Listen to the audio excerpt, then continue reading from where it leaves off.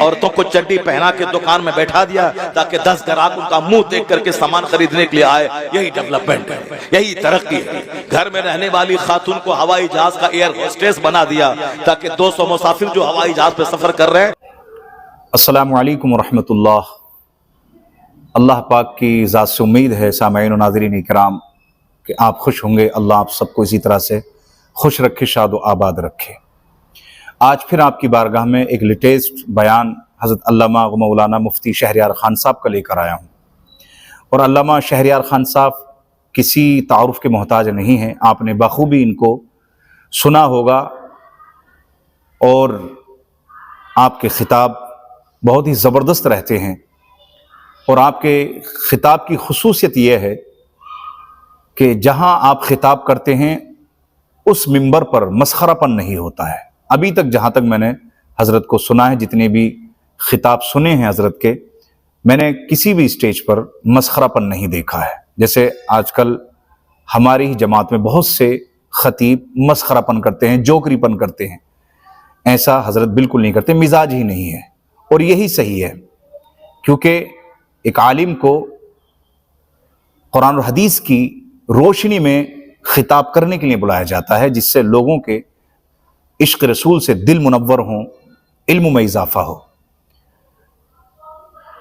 तो मैं मुख्तसर का ये बयान हज़रत का मैं आपको सुनाऊंगा, जो कि आपने बहुत ही मुदल्लल ख़िताब किया है। लेटेस्ट बयान है हज़रत का, और बताया है कि आज का ज़माना डेवलपमेंट किसको कहता है। डेवलपमेंट आज के ज़माने में बड़ी बड़ी कंपनियां, बड़े बड़े जैसे शॉपिंग मॉल हम देखते हैं, बड़े बड़े स्टोर हम देखते हैं, तो उनमें लड़कियों को क्यों बिठाया जाता है, वो हज़रत ने बिल्कुल तफसील के साथ बताया है कि आज का ज़माना डेवलपमेंट किसको कहता है। तो इंशाल्लाह मुझे उम्मीद है कि जब इस खिताब को आप समाअत फरमाएंगे, आप सुनेंगे, तो आपके इल्म में भी इजाफा होगा और इंशाल्लाह आपके अमल में भी इजाफा होगा।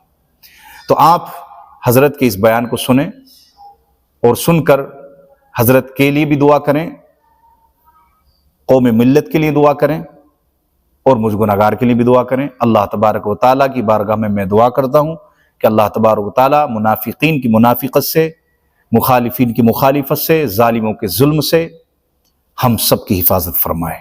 आप हज़रत के खिताब को समाअत फरमाएं। औरतों को चड्डी पहना के दुकान में बैठा दिया ताकि 10 ग्राहक उनका मुंह देख करके सामान खरीदने के लिए आए। यही डेवलपमेंट है, यही तरक्की है। घर में रहने वाली खातून को हवाई जहाज का एयर होस्टेस बना दिया ताकि 200 मुसाफिर जो हवाई जहाज पे सफर कर रहे हैं वह सब उनकी गर्दन, उनका चेहरा, उनके सर के बाल, उनके हाफ पैंट, उनके सारे बदन को देखकर 2 घंटे का सफर पूरा कर ले। यही डेवलपमेंट है। ये फिल्म में जो कुछ हो रहा हॉलीवुड बॉलीवुड में, ये खूबसूरत हसीनाओं को नचा के, उनको निर्वस्त्र बना के 3 घंटे तक लोग मर्दों को बैठा के, और साहब खरबों रुपए का कारोबार फिल्मी हो जाए और नाच गा के जिस्म की नुमाइश करके। यही डेवलपमेंट है, यही डेवलपमेंट है। हर जगहों पे अधनंगी औरतों की तस्वीरें, चाय की दुकान से लेकर के साहब बड़े बड़े मॉल तक, इन औरतों को बेपर्दा करवा के 2 पैसे कमाना, यही डेवलपमेंट है। यानी अभी एक औरत आई थी यूरोप से, वो हमसे बयान किया कि हजरत क्या बताएं, आंख के खून के आंसू रोना पड़ता। मैं भी लंदन गई थी और मैं वहां से वापस लौटी हूँ। वो बयान क्या, मुझसे बयान किया कि हुजूर सिर्फ एक धागा की तरह, जैसे कोई एक कपड़ा लपेटी हुई है, धागा की तरह एक कपड़ा है, बाकी सारा जिस्म नंगा, यानी को बुरा भी नहीं समझने वाला। अब फिर वो कहती कि क्यों मैं वहां चला गया, ऐसे मनाजिर को मैंने क्यों देखा, जबकि मर्द अंदर में टी शर्ट है, उसके ऊपर में शर्ट है, उसके ऊपर में कोट है, क्योंकि कोट और पैंट पहनने का रिवाज चला दुनिया, पूरी दुनिया में। सारे लोग शादी ब्याह में कोट पैंट पहनते हैं साहब। सारे नेता अमेरिका यूरोप के सारे नेता मर्द वो साहब पहने हुए हैं कोट पैंट और अंदर में शर्ट है। ये मर्द जो अगर जींस नहीं बल्कि वह बनियान पहन के रहता तो भी कोई तूफान नहीं मचता। क्योंकि मर्द अगर बनियान पहन के कोई तूफान मचने वाला नहीं है। मर्द सिर्फ नाप से लेकर के यहाँ घुटने तक उसके सदर औरत है, इसका छुपाना फर्ज है। घुटने से नीचे खुला हुआ रहे, कोई हलचल नहीं मचने वाला है। नाप से ऊपर भी मर्द का बदन खुला रहे, न औरतों में कोई हलचल मचने वाली है, न मर्द में कोई हलचल मचने वाला है। मगर औरतों की पिंडली, औरतों की गर्दन, औरतों का चेहरा, औरतों की पेशानी, उनकी आंखें, उनकी नाक, सारा जिस्म ऐसा है कि जिसको देखने के बाद मर्दों के दिल में हलचल मचता है। इसीलिए पर्दे का कानून है और उसके एक कशिश मर्दों में रख दी गई है। और यह कशिश ही का नतीजा है कि एक भूतनी औरत को आदमी रानी बना के कबूल कर लेता है। उसी कशिश का नतीजा है कि एक औरत जो रहने वाली वो गुजरात की, अब वो अपने शौहर के साथ उत्तर प्रदेश के देहात में रह रही है। माँ बाप भाई बहन सारे संसार छोड़ करके इनके साथ रहती है। वही एक कशिश है, एक अट्रैक्शन है दोनों में। और उसका अगर गलत इस्तेमाल हुआ तो ज़िनाकारी का दरवाजा खोलेगा, और उसी का सही इस्तेमाल हुआ निकाह के जरिए फिर घर और समाज की आबादी का एक जबरदस्त जरिया बन जाता है। ये कशिश कुदरती तौर पर कशिश है। भूख लगेगी दाना चाहिए, प्यास लगेगी पानी चाहिए। उसी तरह औरतों की ख्वाहिश है दाने की तरह, पानी की तरह।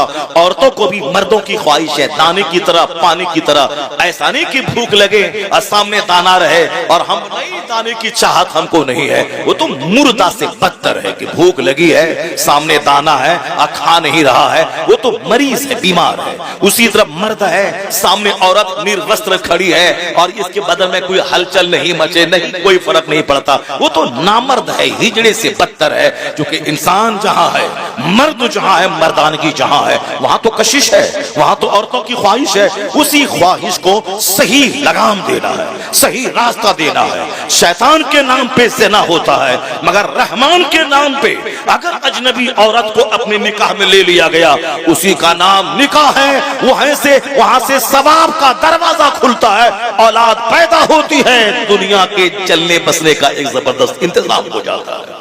इसी हरामकारी को रोकने के लिए निकाह का तरीका है। मगर लोग आज निकाह को बोझ समझ चुके हैं। आज इस तरह जमीर मर चुका है आदमी का कि साहब वो हरामकारी चाहत से कर रहा है। आने वाले वक्त में ये सिस्टम भी खत्म हो जाएगा। इसी का नाम दुनिया ने डेवलपमेंट रख दिया है। यानी खूब शराब पिए पानी से ज्यादा तरक्की है, खूब नंगा नाचें तरक्की है, और शादी ब्याह के नाम पे करोड़ों रुपए को बर्बाद करें, यही डेवलपमेंट है। आधा खाएं 1000 रुपए की प्लेट, आधा खाएं आधा फेंकें, यही डेवलपमेंट है। वो वक्त आने वाला है। हदीस माया है कि दाने की इज्जत करो और रोटी गिरे नीचे तो उसको नीचे से उठा के खा लो।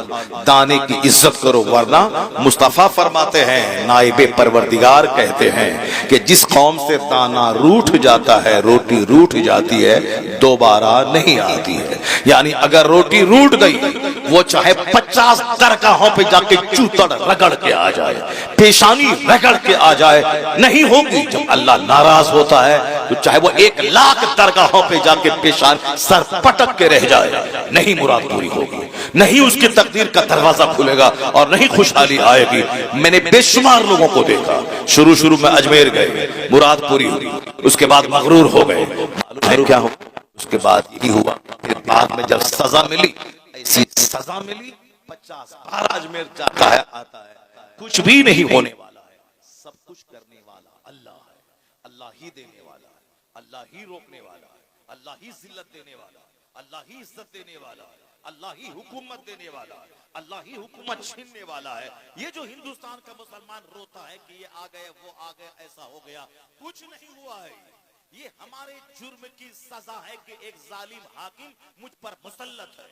मगर जिस दिन मुसलमानों की मस्जिदें आबाद हो गई, मुसलमानों का घर सजदे से आबाद हो गया, जिस दिन मेरा सारा काम अपने पैगंबर के फरमान के मुताबिक होने लगा, यही तो है कि तू मुस्तफा का गुलाम बन जा, अल्लाह तुझे दुनिया का इमाम बना देगा। वअदल्लाहुल्लज़ीना आमनू वअमिलुस सालिहात, ये अल्लाह का वादा है कि अल्लाह हैज प्रॉमिस, अल्लाह ने वादा किया है, अगर तुम ईमान लाए अच्छा काम किए, जन्नत तो वहां मिलेगी, इस दुनिया में हुकूमत तुझको दे दी जाएगी। वअदल्लाहुल्लज़ीना आमनू वअमिलुस सालिहात लयस्तखलिफन्नहुम फिल अर्द, अल्लाह तुम्हें इस जमीन में बादशाहत अता करेगा। और अल्लाह ने अपना वादा सच्चा करके दिखलाया। अरब का बकरी चराने वाला, अरब के ऊंट चराने वाले, अरब के खाना बदोश, वह गरीब जो अरब में कोई फसल पैदा नहीं होती थी, मगर मुस्तफा जान रहमत में जब से उन लोगों ने ईमान लाया, जब से कुरान पाक की तिलावत और कुरान पाक के निजाम को दुनिया में नाफिज करने का जुनून दिमाग पे चढ़ा के अपना अरब छोड़ के अपने वतन से बेवतन हो गए, तालीम कुरान आम करने के लिए रूम चले गए, ईरान चले आए, हिंदुस्तान चले आए। अल्लाह ने ईरान भी दिया, अल्लाह ने रूम भी दिया, अल्लाह ने बेशुमार ममालिक दुनिया में दिए। और आज 1500 साल में आधी दुनिया से ज्यादा हिस्सों पर मुसलमानों को सल्तनत अल्लाह ने दी। आज भी 63 से ज्यादा ममालिक, मोर देन 60 कंट्रीज, 60 ममालिक से ज्यादा ममालिक के मुसलमानों का कब्जा, जहां कलमा पढ़ने वाला हुकूमत कर रहा है। आज पूरी दुनिया में मुसलमानों के खमक 200 से ज्यादा ममालिक में मौजूद है। जो अरब से सूरज निकला था, जो अरब के खाना बदोश और बद्दू, वो इस्लाम की खिदमत करने के लिए अपने वतन से बेवतन हो गए। मोहम्मद इब्ने कासिम अरब छोड़ के हिंदुस्तान आ गए, खालिद इब्ने वलीद सैफुल्लाह बन के इस्लाम का काम करने लगे, साद इब्ने वकास अरब छोड़ के रोम की तरफ चले गए। इतने औलिया सालिहीन बुजुर्गाने दीन की मेहनतों ने वो रंग लाई, अल्लाह की खास अता हुई कि पूरी दुनिया पे हुकूमत कायम हो गई, मस्जिदें बनने लगी, मदरसे बनने लगे, खानकाहों की तामीर होने लगी, लाइब्रेरी दुनिया में बनने लगी। आज अगर दुनिया में कॉलेज है, मुसलमानों की देन है। अल्लाह की कसम 500 साल पहले हिंदुस्तान का एक कॉलेज नहीं था, एक यूनिवर्सिटी नहीं थी। अगर थी भी एक यूनिवर्सिटी तो वह बुद्धिस्टों की शिक्षा और दीक्षा का एक केंद्र थी। मगर JNU, AMU, Banaras Hindu university, जितनी भी यूनिवर्सिटी है, सबकी उम्र है 200 साल, 250 साल, 150 साल, 100 साल। इस्लाम 1400 साल पहले जब इस्लाम का सूरज चमका दुनिया में, अरब से वह नूर निकला, तो मालूम है उस वक्त में एक यूनिवर्सिटी दुनिया में नहीं थी, एक कॉलेज दुनिया में नहीं था। लेकिन आज हजारों यूनिवर्सिटीज, लाखों स्कूल, हजारों कॉलेजेस दुनिया में मौजूद है। इसलिए मौजूद हैं कि पैगंबर आजम ने सबसे पहले इल्म हासिल करने का नारा दिया था कि उतलबुल इल्म वलो कान उतलबुल इल्म मिनल महद इलल्लाह, obtain knowledge from the cradle to the grave, obtain knowledge whether you find it in China, acquire knowledge is compulsory for every Muslim man and women, knowledge is power, knowledge is life, knowledge is best company। यानी जितनी भी इल्म की फजीलतें आज के दुनियादार हुक्मरां बयान करते हैं कि इल्म ताकत है, इल्म रोशनी है, इल्म जेवर है, इल्म साथी है, इल्म हथियार है, इल्म डेकोरेशन है, इल्म आर्म है, जितनी बातें आज दुनिया के बड़े बड़े पढ़े लिखे लोग करते हैं, वो सारी बातें अपने मन से नहीं गढ़ के, वो सारी बातें मुस्तफा ने 1400 साल पहले दुनिया को बता दी है। वो बातें मुस्तफा की हैं और ये अपनी बातें करके दुनिया वालों के सामने बयान कर रहे हैं। यह एहसान इस्लाम का है, पैगंबर आजम का है कि आज दुनिया में स्कूल्स हैं, कॉलेजेस हैं और पढ़ने पढ़ाने की बातें हो रही है। यह एहसान मुस्तफा की आमद का है कि आज दुनिया इल्म के नूर से जगमगा रही है। इसको तो मानना पड़ेगा। वो दो चार जलील किस्म के लोग अगर पैगंबर के खिलाफ कुछ बकवास कर रहे हैं, उन वो जलील अंधे हैं, वो जलील नहीं, उसे मालूम है कि सामने क्या है। वो आंख बंद करके सूरज का इनकार, वो आंख बंद करके वो कहते हैं कि रात नहीं है, वो आंख बंद करके कहते हैं कि दिन नहीं है। तो अगर कोई किसी पागल कमीने चुट्टे के कह देने से अगर कि आज सूरज नहीं है तो ऐसा नहीं हो जाएगा कि सूरज नहीं है। अगर कोई खसीस और कोई रजील बोल दे कि जलसे का फायदा नहीं है, उस कमीने के बोलने से इसका नहीं माना जाएगा कि जलसे का फायदा नहीं है। वो रजील, वो खबीस, वो मरदूद क्या जाने, ये एक दरसगाह है जलसा, जहां से हजारों लोगों को दीनी मसाज मिलता है। तुम अगर नहीं नमाजी बने, लाखों लोग वो हैं जो खिताबत सुन सुन के नमाजी बने हैं। अगर तुम दीनदार नहीं बने तो जाओ तुम जहन्नम की आग में जलो। मगर बेशुमार लोग हैं जो उलमा की सोहबतों में दीनी गुफ्तगू सुनकर जन्नती बन गए हैं, इस्लामी सोच के हामिल बन गए हैं। मेरे जैसे कमजोर किस्म के आदमी के पास तो बेशुमार फोन आते हैं कि आपकी तकरीर सुनने के बाद मैं नमाजी बन गया हूं, मैं कज़ा नमाज कज़ाए उम्री के तौर पर अदा कर रहा हूं, मैं साहब अब गाने बजाना छोड़ दिया हूं, मैं तकरीर बगैर सुने सोता नहीं हूं। जब मेरे जैसे कमजोर आदमी के बयानात का यह असर है, जो बड़े बड़े लोग हैं जो मुत्तकी परहेजगार लोग हैं, जो तहज्जुद गुजार लोग हैं, जो बड़ी बड़ी खानकाहों के बड़े बड़े सच्चादा नशी हैं, जिनके हजारों और लाखों मुरीदीन का जाल दुनिया में नेटवर्क फैला हुआ है, उनसे कैसा फायदा होगा? तो किसी के चिल्लाने बुल्लाने से या किसी के बकवास कर देने से इस्लामी बेनिफिट्स को नकारा नहीं जा सकता है। और ये जादू सबके सर चढ़ बोलता है। आज दुनिया में जितने इंस्टीट्यूशंस हैं एजुकेशनल, वो सब इस्लाम की मरहून मिन्नत है, इस्लाम का गिफ्ट है, इस्लाम का दिया हुआ है। चूंकि जो कुछ तुम आज बोल रहा है ये वही नारा है जो मुस्तफा ने 1500 साल पहले दुनिया वालों को अता फरमाया। और आका अलैहिस्सलाम ने दुनिया को तहजीब दी है, दुनिया को तमद्दुन दिया है, दुनिया को जीने का एक नया रास्ता दिखलाया है। इसलिए अमेरिका का एक बहुत बड़ा पढ़ा लिखा आदमी इस सच्चाई को बोले बगैर नहीं रह सका। वो कहता है he was the only man in history who was supremely successful on both religious and secular levels। ये कोई हिंदुस्तान का कमजोर पढ़ा लिखा आदमी नहीं है। वो साहब ये दो चार आदमी जो नबी के खिलाफ बोलते हैं, इन जैसे 1 करोड़ को पढ़ा लिखा के इंसान बनाने वाला ये अमेरिका का इतना बड़ा लायर, एडवोकेट, साइंटिस्ट, इतना बड़ा पढ़ा लिखा आदमी वो ये बोल रहा है। ये गली कूचे का गिरा हुआ आदमी कुछ बोलता है, हे मुसलमान, कभी उसकी बात पे कान मत धरना, कभी उसकी बात पे थाने का घेराव मत करना, कभी उसकी बात सुनने के बाद उसको हीरो मत बना देना। ये घंटी बजा के 2 रुपया कमाने वाला ये हीरो बनने के शौक में हमारे पैगंबर के खिलाफ बोलता है और हम उसको हीरो बना देते हैं। हम सड़कों पे आ जाते हैं। बेशुमार लोग हैं जो नमाज के खिलाफ बोल रहे हैं, इस्लाम के खिलाफ बोल रहे हैं, कुरान के खिलाफ बोल रहे हैं। कितना सबकी गर्दन में चादर डाल के तुम मारना शुरू करेगा और सबके सबसे तुम लाई मोल लेगा। सारी बातों का जवाब दुनिया में नहीं और सबसे लाई मोल नहीं ले सकता।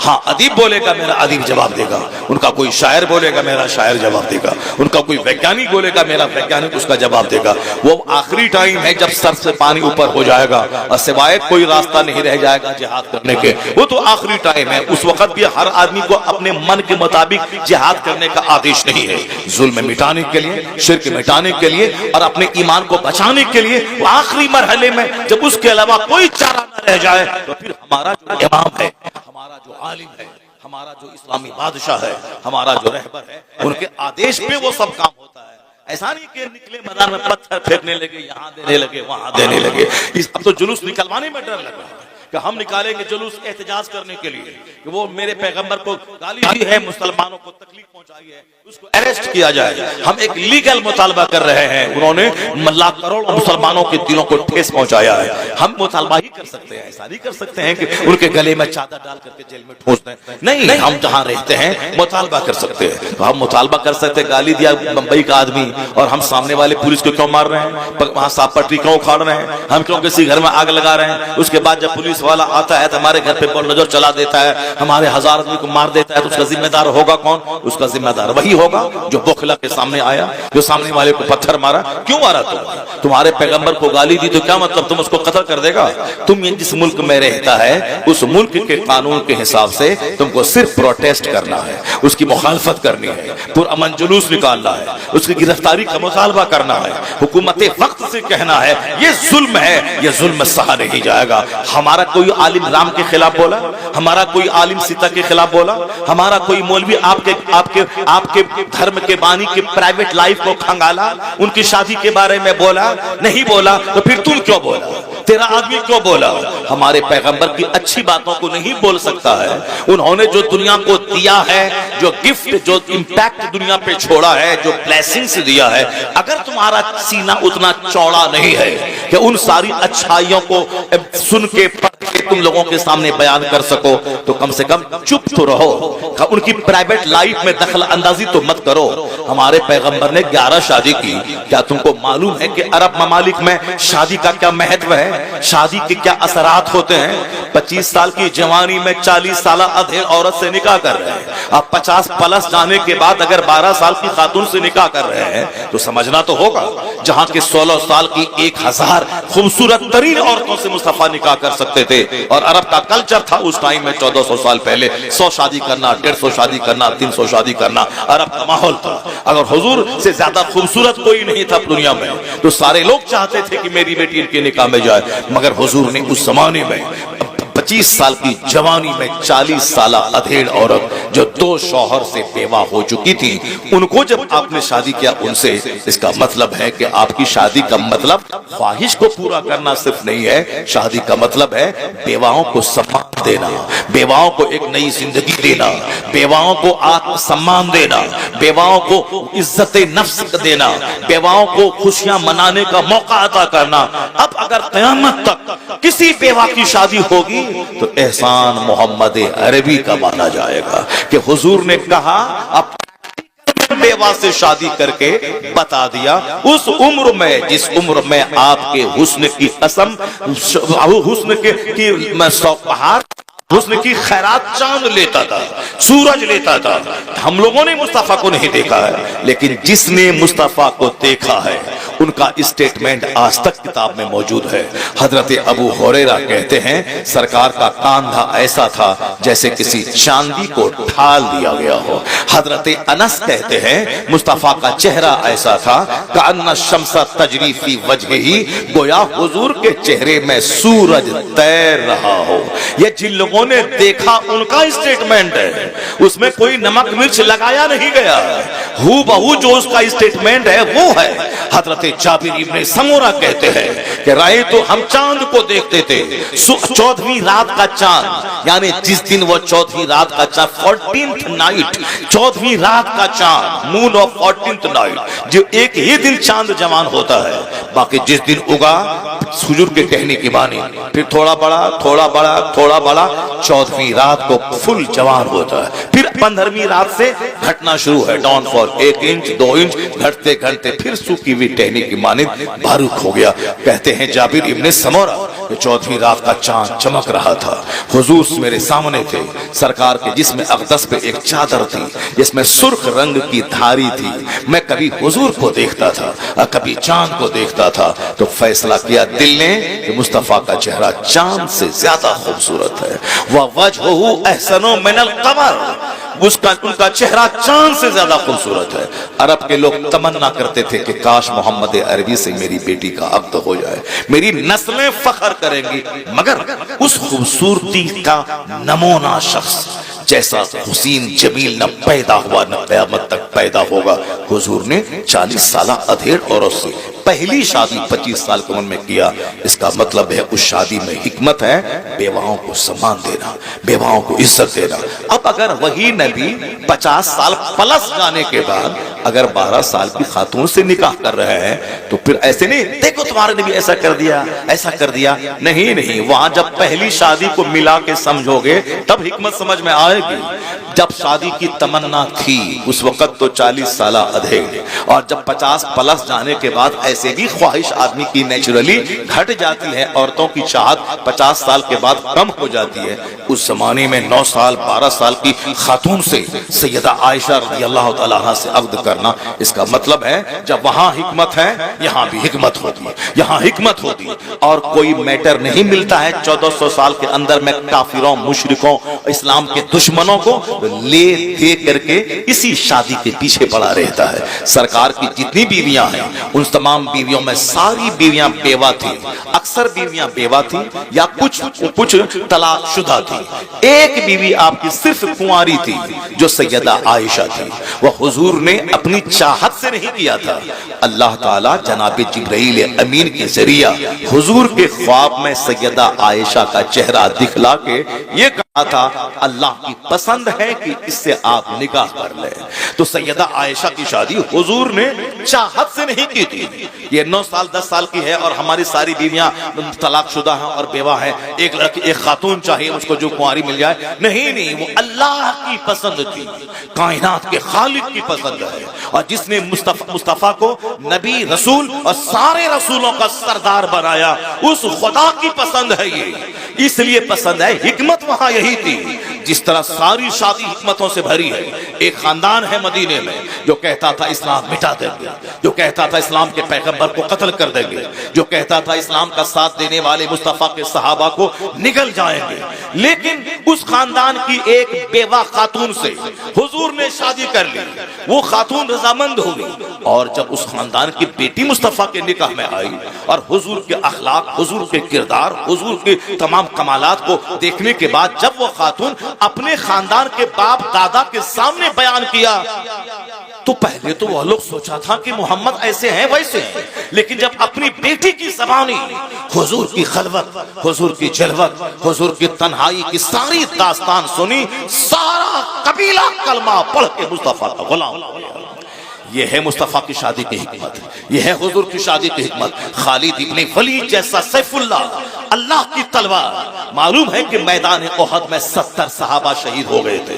जो जंग जीती हुई थी वो जंग की बाजी हारी गई। मुस्तफ़ा ने कहा था तीर अंदाजों से कि यहाँ खड़ा रहना, यहाँ जगह छोड़ के मत जाना, चाहे जंग जीते या हारे, तुम ये जगह छोड़ के मत जाना। और जब जंग जीत गए मुसलमान, उन लोगों में से किसी ने कहा कि अब तो जंग जीत गए, तो अब यहाँ रहने का कोई मतलब नहीं है, अब हमें भी माली गनीमत लेना चाहिए, जिससे इसको छोड़ के कुफार भाग चुके हैं। मगर किसी ने मना क्या कही, हुजूर ने कहा है कि चाहे जंग जीते या हारे, ये जगह नहीं छोड़नी है। मगर लोगों ने अपनी अक्ल से ये समझा कि हुजूर तो दुश्मनों को रोकने के लिए हमको खड़ा किया था ताकि दुश्मन यहाँ से दाखिल ना हो, मगर अब वो बात तो रही नहीं, चूंकि अब तो जंग जीत चुके हैं हम, इसलिए वह लोग चले गए मैदान जंग। तो वही खालिद इब्ने वलीद थे जो पीछे से घूम करके उसी रास्ते से दोबारा अंदर घुस के वो खतरनाक अटैक किया कि 70 सहाबा शहीद हो गए। जीती हुई जंग बज़ाहिर शिकस्त में तब्दील हो गई। आका अलैहिस्सलाम जख्मी हो गए, आपके दंदाने अक़दस शहीद हो गए, आप लहूलहान हो गए, आप पहाड़ के ऊपर में एक गड्ढे में आप वहां नीचे चले गए। इस और काफिरों ने अफवाह फैला दी, इस्लाम के पैगंबर शहीद हो गए। वही खालिद इब्ने वलीद जो इतना बड़ा रोल अदा किया था मैदान ओहद में, जब सरकार अलैहिस्सलाम उनकी फूफी हजरत उम्मे मैमूना से जब आपने शादी किया मक्कतुल मुकर्रमा में, तो फिर फूफी जब मुस्तफ़ा के निकाह में चली गई, तो और अपनी फूफी की ज़बानी जब सरकार की दास्तान सुनते हैं, तो इतना बड़ा कारनामा अंजाम देने वाला काफिरों की तरफ से इतना बड़ा बहादुर, वो मुस्तफ़ा के पास आके कलमा पढ़ के मुशर्रफ सैफुल्लाह, अल्लाह की तलवार। ये है मुस्तफ़ा की शादी की बरकत। और आज भी किसी खानदान की दुश्मनी को खत्म करने के लिए शादी एक बहुत बड़ा जरिया है। शादी करने के बाद दुश्मनी दोस्ती में तब्दील हो जाती। हुजूर की सारी शादियां इसी हिकमतों से भरी हुई है। सैयदा आयशा, वो तो उनके बाप तो मुस्तफ़ा के गुलाम थे, मुस्तफ़ा के दोस्त थे, सफर में, हजर में, मक्का में, मदीना में, बदर में, ओहद में हमेशा बिल्कुल साए की तरह मुस्तफ़ा से रहे जुड़े हुए सिद्दीक़ अकबर। अब उन्होंने अपनी बेटी को सरकार के निकाह में दिया और उस पर वह नाज करते रहे कि मेरी बेटी को मुस्तफ़ा ने कबूल कर लिया है। अगर हुजूर जबरन ऐसा करते ख्वाहिश की वजह से, तो कभी सिद्दीक़ अकबर अपनी बेटी को नहीं देते। अब मक्का के उस वक्त के सारे लोग उस निकाह को बुरा समझते, लेकिन न किसी ने बुरा समझा, क्योंकि ऐन फितरत के मुताबिक वो शादी थी। अब लड़की चाहे 10 साल के बाद जवान हो या 15 साल के बाद जवान हो, जवान होने के बाद वो शौहर के काबिल है।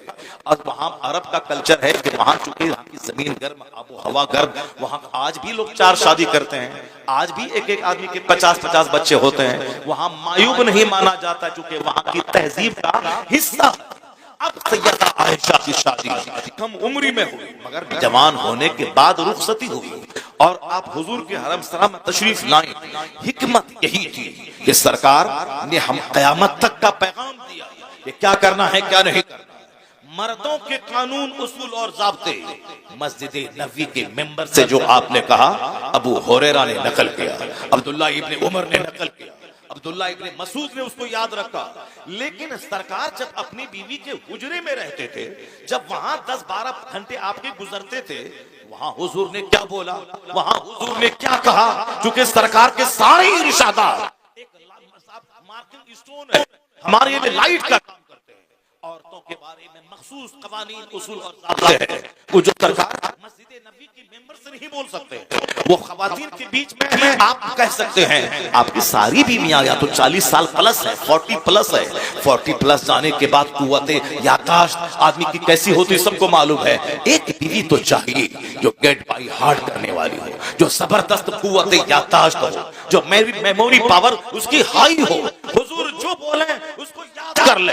सिद्दीक अकबर जैसे महान की बेटी सैयदा आयशा थी। कम उम्री में अरब के तमाम मशहूर शोरा के अशार अरबी के सारे उनको याद थे। अरबी मुहावरात पे दस्तरस हासिल थी, कुव्वत याददाश्त गज़ब की थी। जब सरकार के निकाह में आई, हुजूर की एक एक बातों को उन्होंने गेट बाय हार्ट किया, हदीसों को याद किया, सरकार के फरमान को सीने में जगह दिया। और जब हुजूर पर्दा फरमाए, पर्दे में रहकर आप सहाबे कराम को एक फकीहा, मुहद्दिसा, आलिमा, मुफस्सिरा बनकर जो पैगाम सुनाना शुरू किया, लोगों ने यही कहा, शरीयत हमारी अधूरी रह जाती अगर मेरी माँ आयशा मुस्तफा के निकाह में नहीं आती। आज मर्दों के कानून वाज़े हैं, औरतों के कानून वाज़े हैं। आज अगर शरीयत मुकम्मल है तो एहसान उम्मुल मोमिनीन आयशा सिद्दीक़ा रज़ियल्लाहु ताला तकबीर, नाराए रिसालत, हिकमत है, ये हिकमत है। आका अलैहिस्सलाम की शादी की सारी बातें मुस्तफा की हिकमतों से भरी हुई है, ये बात। मगर ये खबीस, ये रजील, ये मरदूद, ये मुस्तफा के बारे में कैसी कैसी बातें करता है। अब इनकी बातों का जवाब यही है। अमेरिका का डॉक्टर माइकल हार्ट कैसी उन बातों को फैलाई, उसकी बातों को अपने घर की दीवार में लिख दी, उस बातों को अपने स्कूल में लिखी। अगर ये रामगिरी जैसा खबीस नबी के बारे में गलत बोलता है, नुपुर शर्मा जैसी खबीसा बोली, तो अब लड़ने की जरूरत नहीं है, सड़क पे आने की जरूरत नहीं है। ये बताना है कि तेरी औकात तो कुछ नहीं है, मगर जो दुनिया का सबसे बड़ा विद्वान है, जो दुनिया का सबसे बड़ा पढ़ा लिखा आदमी है, उसने मेरे पैगंबर के बारे में क्या कहा। तेरी हैसियत तो कुछ नहीं है। मगर डॉक्टर माइकल हार्ट कहता है, he was the only man in history who was supremely successful on both levels, religious and secular। Mustafa के बारे में डॉक्टर माइकल हार्ट कहते हैं, अमेरिका का सबसे बड़ा पढ़ा लिखा, वो कहते हैं इस रुए जमीन का, इंसानी तवारीख का, ह्यूमन हिस्ट्री का, मानव इतिहास का एक लौता इंसान मोहम्मद अरबी है, जो मजहब और सियासत दोनों सतह पर सबसे ज्यादा कामयाब तरीन शख्स हुआ। He was the only man in history who was supremely successful on both levels, religious and secular। ए बंबई में प्रोटेस्ट करने वाले रामगिरी जैसे कम पढ़े लिखे आदमी, जलील आदमी को हाईलाइट करने और पूरी दुनिया में शोहरत दिलाने का काम करने वाले, इनके पीछे इस तरह के हजारों लाखों लोग हैं, इस तरह के हजारों लोग हैं जो बंद कमरे में मुस्तफा के खिलाफ बोलते हैं। तो हम सबके दरवाजे पे जाके कान लगा के सुन करके गुस्से में आके साहब आप उसके खिलाफ उसको हीरो नहीं बना दे, नहीं। बहुत सारी बातें अनसुनी की जाती है। वइज़ा ख़ातबहुमुल जाहिलून क़ालू सलामा। अल्लाह कहता है ये मुसलमान जब जाहिलों की बात सुनते थे तो दूर से ही कहते थे सलाम, तो पर उनकी हर बात का जवाब नहीं देते थे। तो सारी बातों का जवाब नहीं, आज उनकी बातों का जवाब यही है। हिंदुस्तान के राष्ट्रपिता तुम नहीं हो, गांधी जी हैं। गांधी जी ने क्या कहा, अब तक मैं यह समझता था कि इस्लाम तलवार के बल पे फैला है, लेकिन जब से मैंने कुरान का हिंदी अनुवाद पढ़ा और जब से मैंने इस्लाम के पैगंबर की पवित्र जीवनी पढ़ी, तो अब मुझको यकीन हो गया कि इस्लाम तलवार के बल पे नहीं फैला है। इस्लाम अपनी सच्चाई, अपनी सफाई, अपनी ट्रूथ, अपनी क्लैरिटी, अपनी रियलिटी, अपनी सिंपलिसिटी की वजह से सारी दुनिया में तूफान बन के छा गया है। इस्लाम अपनी सच्चाई की, अपनी सफाई की और पैगंबर आज़म की सादगी, उनके अखलाक की बुलंदी की वजह से सारी दुनिया में इस्लाम बादल बन के छा गया है। ये बातें बताने की जरूरत है। इसी हिंदुस्तान का एक हिंदू डॉक्टर रामकृष्ण राव है, वो गैर मुस्लिम प्रोफेसर है। वो ये घंटी बजाने वाला, मंदिर का घंटी बजाने वाला नहीं। ये डासना के मंदिर में जो अति नरसिंहानंद है, जो अपने जोकरों के बीच में हीरो बनने के लिए हमारे पैगंबर के खिलाफ अनाप शनाप बकता है, आज तो उस आदमी का जीना हराम हो जाना चाहिए, उसको जेल में डाल देना चाहिए। ऐसी खतरनाक बातें उन्होंने कह दी हैं जो बात 1400 साल में शायद किसी ने नहीं कही है, मगर उस खबीस मरदूद ने वो खतरनाक बात कह दी। मगर हमारी गवर्नमेंट 40 करोड़ मुसलमानों के जज्बात को नहीं समझ पा रही है, उसे जेल दे देना चाहिए, वरना हम तो उसकी गर्दन में तलवार नहीं चला सकते। हम तो चादर नहीं डाल सकते, बस हमारा दिल जख्मी है। मगर हम इतना कह सकते हैं कि ये घंटा बजाने वाला और दूसरों के दान दक्षिणा पे अपनी जिंदगी गुजारने वाला, ये क्या जाने मुस्तफा कौन है? रामकृष्ण राव हिंदू है, मैसूर यूनिवर्सिटी का प्रोफेसर है। उसने मेरे पैगंबर की शान में एक किताब लिख दी, Muhammad the prophet of Islam. उस किताब का एक चैप्टर में हजारों बार मुसलमानों के सामने बयान किया हूं, सिर्फ इसी शौक में बयान किया हूं कि दो चार लुच्चा लफंगा अगर मुस्तफा के बारे में खिलाफ बोलता है, उसके पर कान धरने की जरूरत नहीं है। ये जबरदस्त हिंदू स्कॉलर प्रोफेसर, उसने मेरे पैगंबर के बारे में क्या कहा है, इसको पढ़ने, घर की दीवार में लिखने, स्कूल में लिखने, अपने गैर मुस्लिम लोगों को बताने की जरूरत है कि वो भी तो हिंदू है। इतना बड़ा दानिश्वर पढ़ा लिखा, वो क्या कहता है? वो कहता है the personality of Muhammad, it is most difficult to get into the whole truth of it, only a glimpse of it I can catch, what a dramatic succession of this picturesque scenes, this is Muhammad the prophet, Muhammad the warrior, Muhammad the statesman, Muhammad the orator, Muhammad the Saint,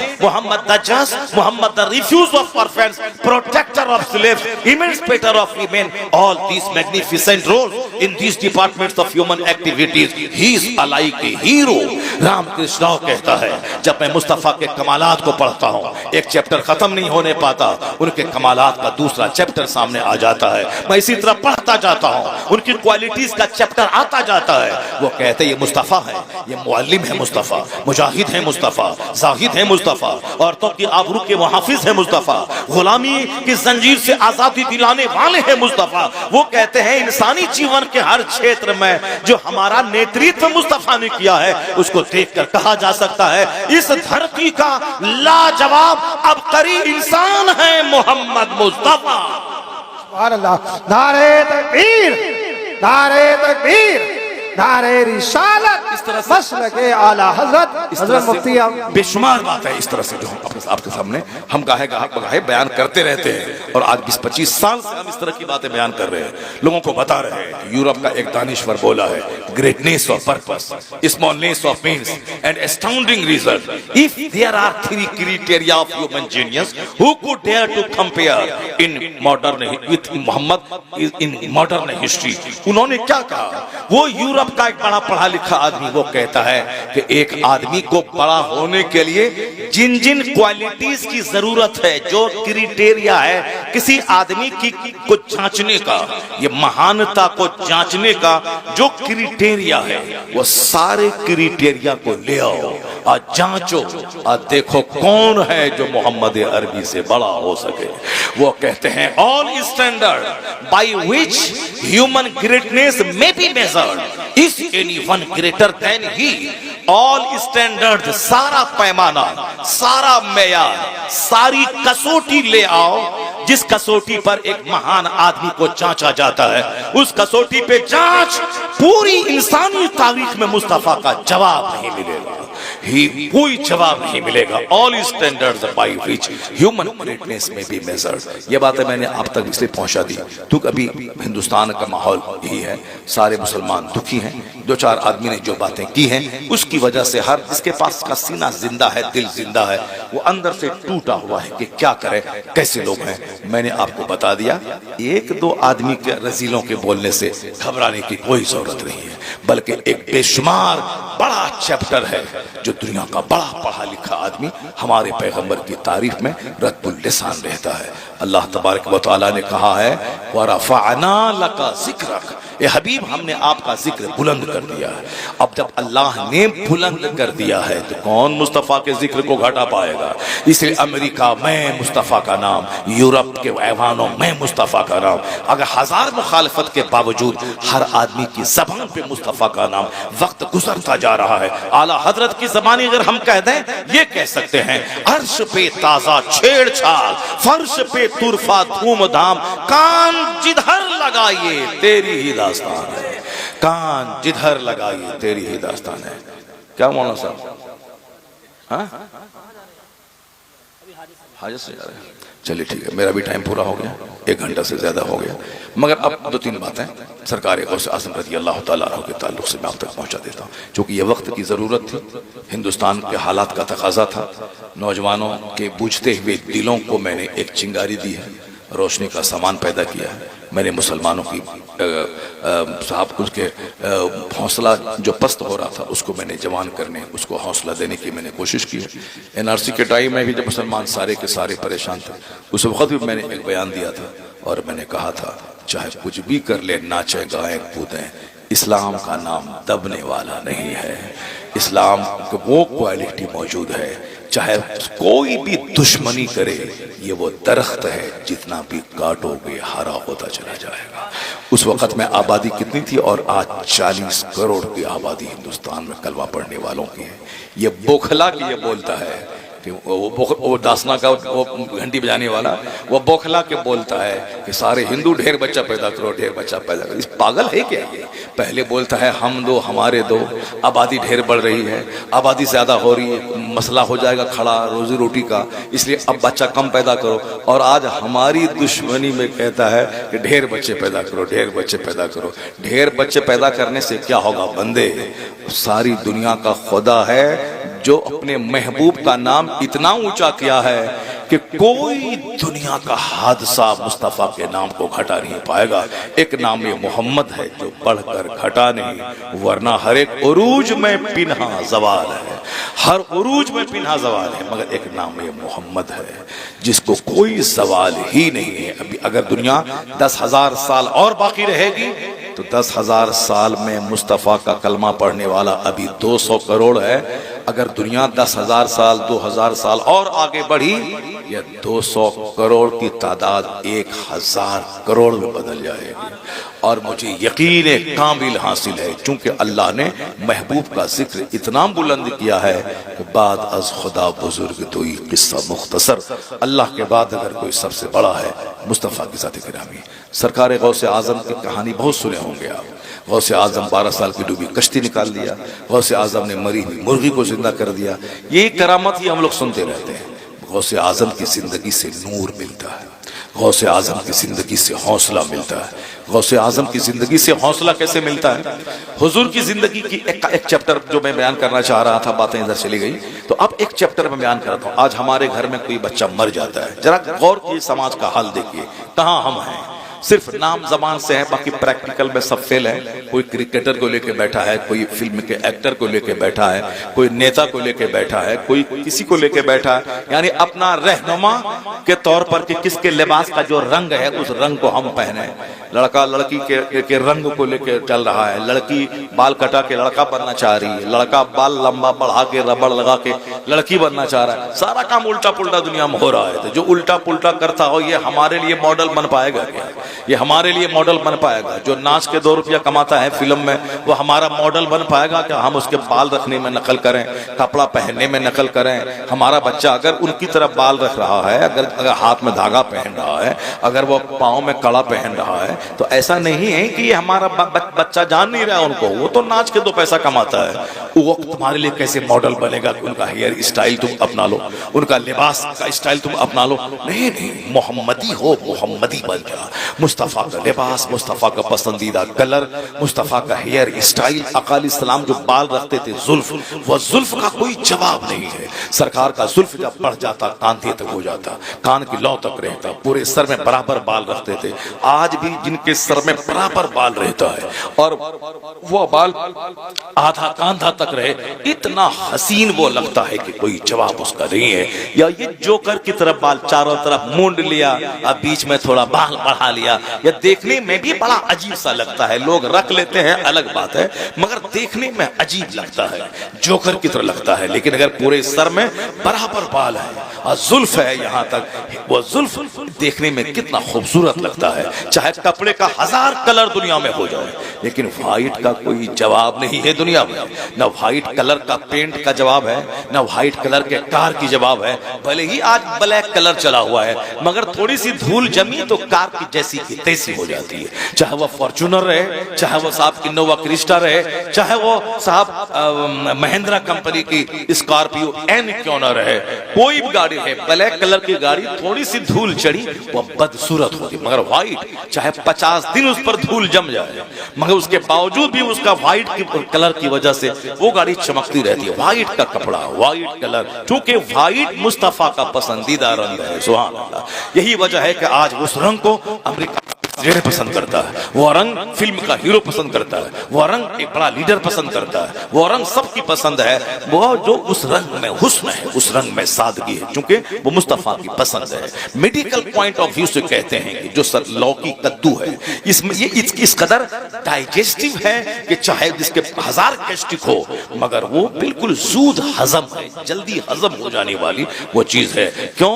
वो गोश्त में डालें तो गोश्त लाजवाब, कद्दू को जिस मछली में डालें, गोश्त में डालें, साग में डालें, आलू में डालें, दाल में डालें, जिसमें डालें जवाब नहीं उसका, सब कुछ लाजवाब है। क्यों? इसलिए कि वो लाजवाब मुस्तफा की पसंद है, वो लाजवाब मुस्तफा की पसंद है वो।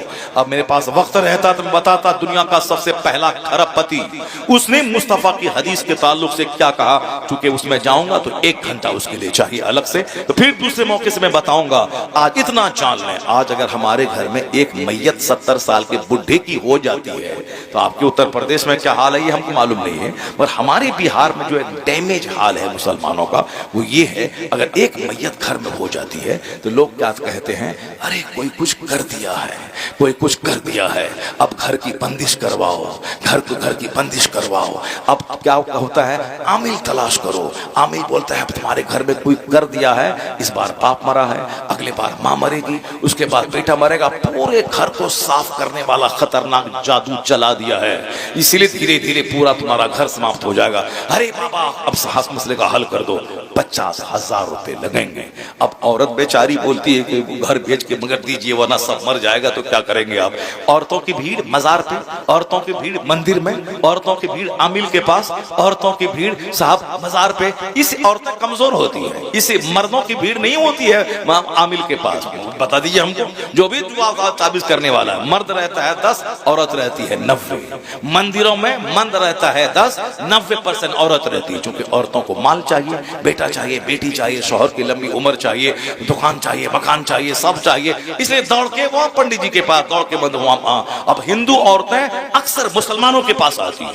हमारा एक मस्जिद का एक इमाम साहब है, वो बेचारा उसकी आमदनी ही हिंदू औरतों से दुआ ताबीज करना है। वह 1-2 मुसलमान औरतें आती होंगी, बाकी 95% सब हिंदू औरतें आती हैं। वो हिंदू औरतें बोलती, अब जब वो झाड़ के पास जा सकती है, यहाँ तो मौलाना के पास आ रही है दुआ ताबीज लेने के लिए, उनकी भीड़ है दरख्त के पास, धागा तागा ये वो, उसके यहाँ हर तरह के वो सारा पूजा उसके यहाँ क्या है दुनिया के लिए। ये लक्ष्मी पूजा, दौलत की पूजा, विद्या की पूजा, करवा चौथ, ये शौहर की पूजा, औलाद की पूजा, यानी उसको सिर्फ शौहर चाहिए, बेटा चाहिए, बेटी चाहिए, माल चाहिए, दौलत चाहिए, उसको लंबी उम्र चाहिए, इसीलिए सारा पूजा अलग अलग नाम का है। मुसलमानों का कुछ नहीं, नमाज रोजा हज ज़कात सबका एक मतलब है, मुझको जन्नत चाहिए, सुभान अल्लाह, मुझको आखिरत चाहिए। यही वजह है कि हमारा आदमी नमाज पढ़ता है तो पढ़ता रहता है, रोज हज फर्ज है तो फर्ज अदा कर रहा है। वहां क्या है कि माल मिला तो ठीक है, नहीं मिला तो मूर्ति को उठा के बाहर फेंक दिया उसको। हम तुमको बोलते हैं 10 दिन से कि मेरा बेटा को बुखार है, ठीक कर दो,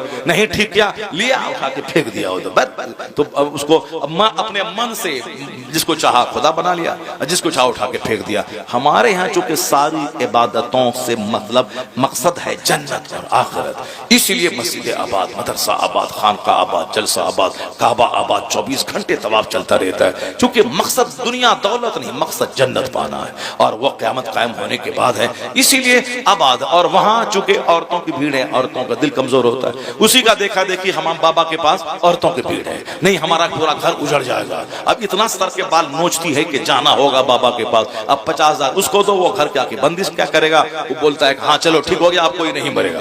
ये बताइए कोई बात भी नहीं मरेगा, दुनिया में हर पैदा होने वाले को मर जाना है, और ये बोलता है कि अब कोई नहीं मरेगा।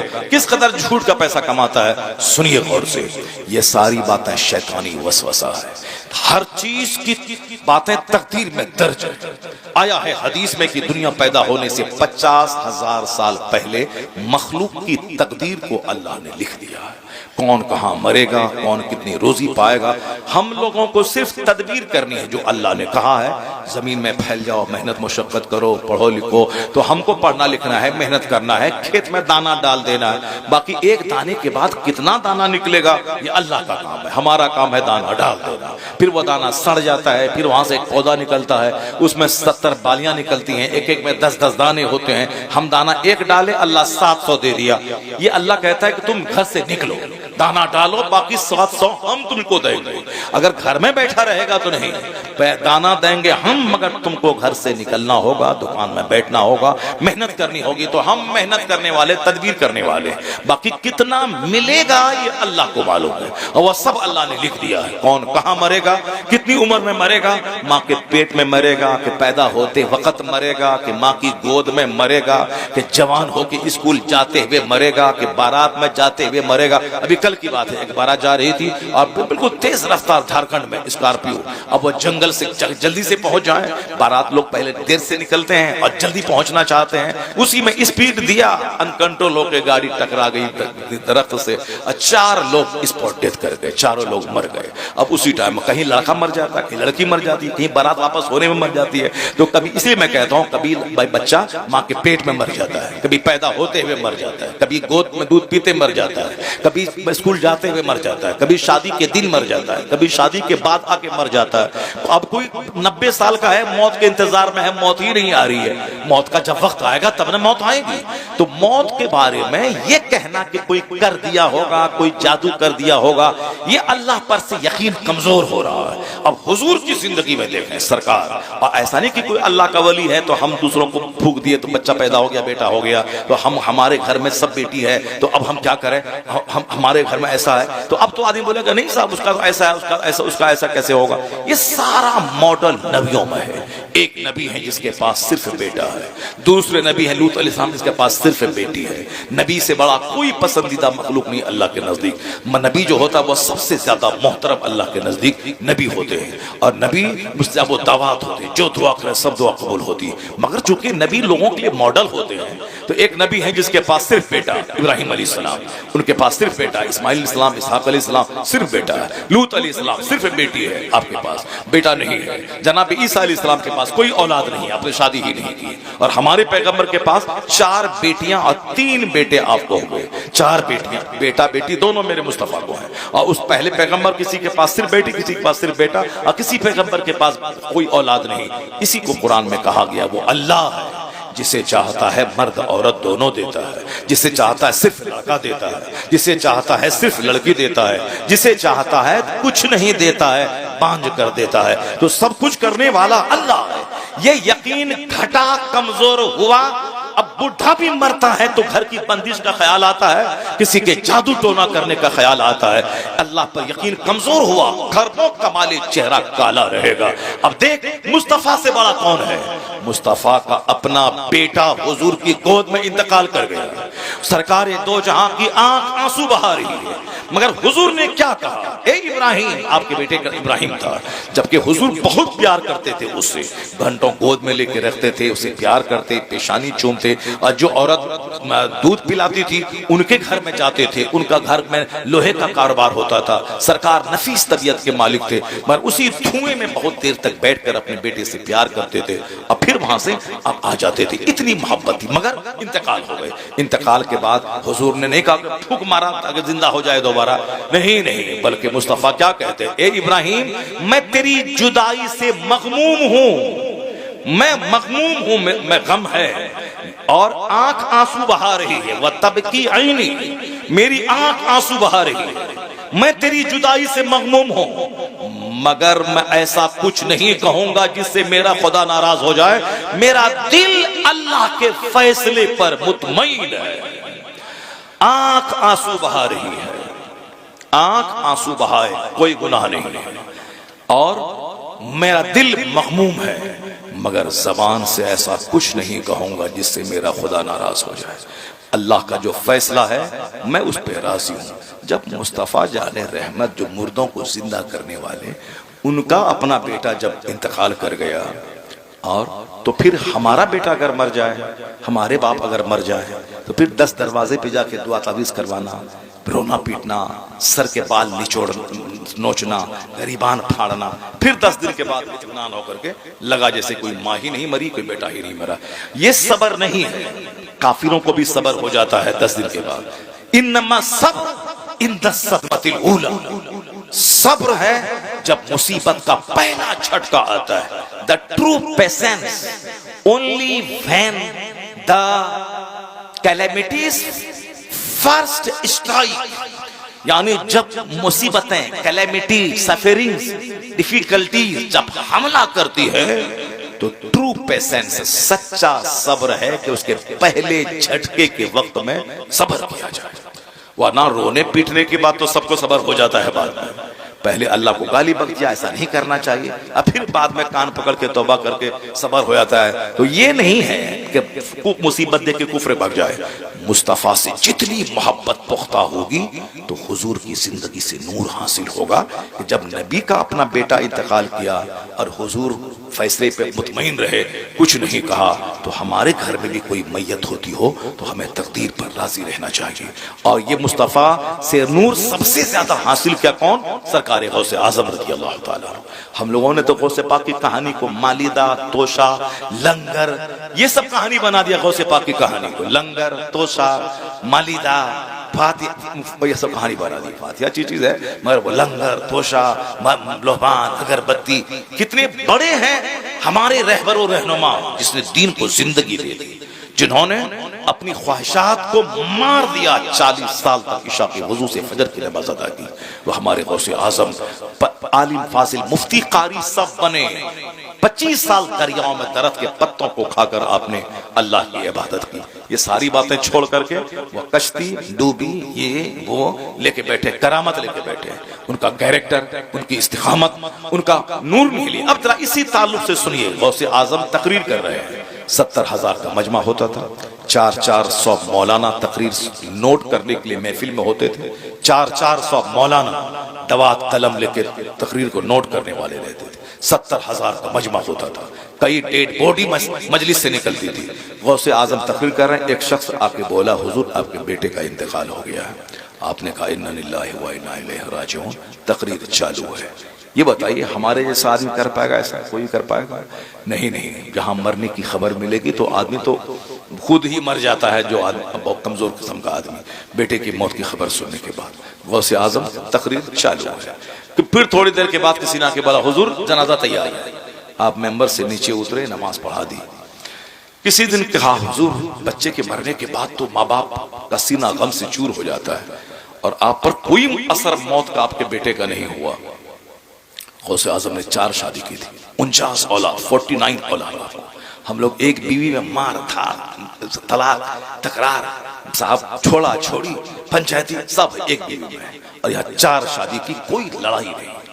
2 बेटे में कॉप्टी, ऑपरेशन, एबॉर्शन, दवाई, इंजेक्शन, ताकि हमल न ठहरे। जब हमल ठहरने का इतना डर है तो ये भी तो कर ले कि हम 5 महीने तक बीवी के पास नहीं जाएंगे।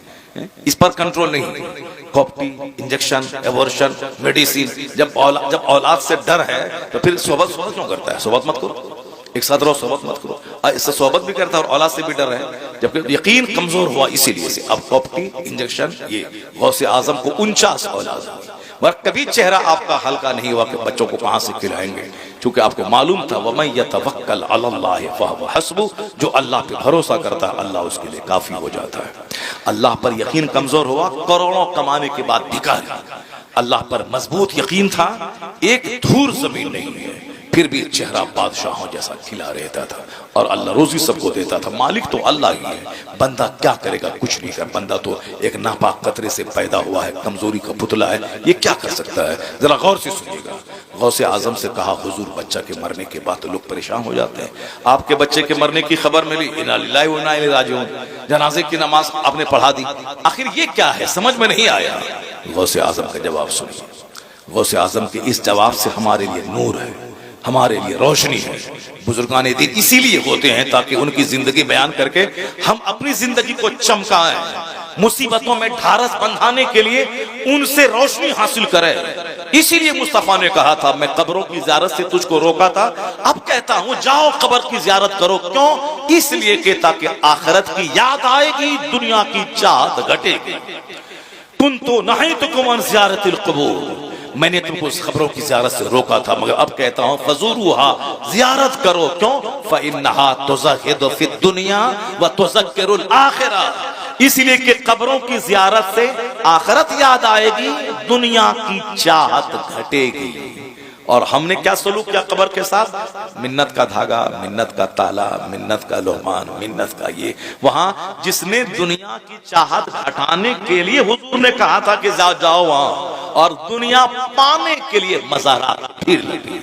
मस्जिदें वीरान हैं, मज़ार पे 5 करोड़ लोग हैं, वो सब के सब दुनियादार हैं, माल के लिए अजमेर गए हैं। वरना अगर जन्नत के तलबगार होते तो मस्जिद में 5 टाइम नमाज पढ़ते। मजार पे क्यों गए? मजार पे गए दुनिया चाहिए, मटेरियल माल चाहिए। वहां जाने के बाद मुराद वो सब दुनियादार हैं जो मजारों पे भीड़ लगाते हैं। बाकी जो दीनदार है वो तो मस्जिदों में भीड़ लगाते हैं। अब फुर्सत मिली तो कभी और दुनिया की चाहत खटाने के लिए अल्लाह के वली के आस्थाने पे दूसरे वक्त में जाके हाजिरी देते हैं। गौसे आजम ने क्या कहा? बस सुनिए गौर से, तकरीर खत्म। सरकार गौसे आजम ने कहा कि सुनो जी, सुनो, हमारे घर में जब भी कोई बच्चा पैदा होता है, मैं ये समझ लेता हूं कि हर पैदा होने वाला मरने के लिए ही पैदा होता है। सुभान अल्लाह नहीं बोलेंगे आप लोग? आप लोग तो ऐसे खामोश सुन रहे हैं जैसे कोई 4 घंटा तकरीर करना पड़ेगी हमको। माशाअल्लाह, क्या बात है, जबरदस्त जबरदस्त जबरदस्त। मगर चूंकि मेरे पास टाइम है नहीं, इसलिए मैं अभी भी मैं लेट हो रहा हूँ। अभी मैं 5 मिनट भी ज्यादा लेट अगर मैंने किया, 1:06 हो गए, हमको पहुंचना जरूरी है वहां पे। फिर भी 1.5 घंटा तो बोल ही चुका हूँ, मगर 1.5 घंटा बोलने से यहाँ सुकून नहीं मिलता है। जब तक 2, 2.5, 3 घंटा ना हो तब तक तो मजा नहीं मिलता है। मगर आज चाहे सुकून मिले ना मिले, मुझको अभी फौरी छोड़ देना है। अब बस इसी आखिरी पॉइंट, बहुत बड़ा पॉइंट, जबरदस्त पॉइंट। दुआ तावीज करने वाला करोड़ों में खेल रहा है, बुखारी शरीफ पढ़ाने वाला बेचारा 10,000 में लटका हुआ है, जबकि करोड़ों में इनको खेलना चाहिए जो हदीस रसूल पढ़ा रहा है। मगर चूंकि यहाँ दुआ तावीज नहीं है, इसलिए अब वहां जाहिल जो तावीज लिखना भी नहीं जानता, मुसाफिर पे चल रहा है, तो कौन बुखारी शरीफ पढ़ेगा? 8 घंटे दिमाग चलाएगा। चलो तावीज लिखने के लिए सीखो, ट्रेनिंग करो, और जगह पे जगह दुकान खोलो और झूठ का कारोबार करो। जादू है, काला जादू है, कुछ नहीं है। जब तक झूठ नहीं बोलेगा पैसा नहीं मिलेगा। इसलिए झूठ बोलो, पैसा कमाओ, मरने के बाद जहन्नम जाओ और उसको बेवकूफ बनाओ। जरा गौर से सुनिए, गौसे आजम के पास क्या हुआ? बेटा मर गया, फिर जनाजा हाजिर है, गए नमाज पढ़ा दिया। पूछा मुरीद ने, हुजूर ये क्या है? हाँ, आज उनके मरने की खबर सुनने के बाद क्या मैं गमगीन हो जाऊं? जिस दिन मेरे घर में कोई बच्चा पैदा होता है, मैं ये समझ लेता हूं कि मरने के लिए ही पैदा हुआ है, मरने के लिए ही पैदा हुआ है। बात बिल्कुल 100% सही है। हर पैदा होने वाला मरने के लिए ही पैदा हुआ है। तो जिस दिन पैदा हुआ उसी दिन मैंने उसको मुर्दा समझ लिया है, तो आज मरने की खबर सुनने के बाद क्या मैं गमगीन हो जाऊं? ये है इस्लामी सोच, ये है अल्लाह से मोहब्बत औलाद से ज्यादा, अल्लाह से मोहब्बत सारी दुनिया से ज्यादा, हुजूर से मोहब्बत माँ बाप से ज्यादा, औलाद से ज्यादा। ये है प्रैक्टिकल, औलाद से ज्यादा मुस्तफा के पैगाम से मोहब्बत, हुजूर की तालीम से मोहब्बत, अपने दीन से मोहब्बत। ये क्या है? मतलब के लिए ढोंग रचा लिया, जुब्बा पगड़ी, मतलब के लिए ईद के दिन साहब लंबा कुर्ता पैजामा ईदगाह, बाकी सारा कारोबार फिल्मी, सारा कारोबार काफिरों जैसा। बर्थडे पार्टी, शादी, बियाह, वलीमा, खतना, अकीका, घर बनाना, गाड़ी खरीदना, सब काफिरों जैसा। जन्नत आखिरत कभी याद नहीं करना है। लंगरे गौसिया है तो खाने के लिए भीड़ लगती है। गौस पाक की मोहब्बत में कौन जाता है? जो गौसे पाक की मोहब्बत करेगा वही 11वीं के दिन बिरयानी लेके नहीं बैठेगा। अगर लेके बैठा भी यही बोलेगा, मेरा गौस 40 सिक्के सोने के डकैतों को दे दिया मगर ज़बान पे झूठ नहीं लाया। इसलिए अब मैं भी कादरी, करोड़ों का पैसा अगर झूठ से मिल रहा हो मैं उस पे थूक दूंगा।